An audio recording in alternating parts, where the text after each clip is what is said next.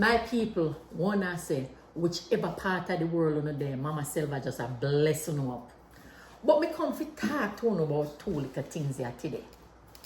You know when we there Jamaica and we get refreshed organic fruit, we take things for granted.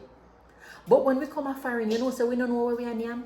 Take for example now, this here orange here. About 7 weeks now, me buy this here orange here, you know. And the orange not even shrivel up or rotten. Look there. Tell me now. No more thing them put on this to preserve it.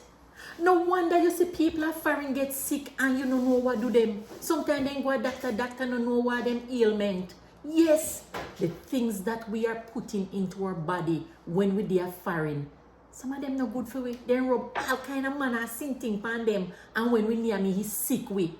So that's why me I tell people say, you know, no way no better than yard, you know. Me love for me Jamaican organic fruits them. My people, drop some comments below, man. Let me hear one thing. Cause this here orange here sitting around with it. Take a look again. You see what me I say? No man, something right.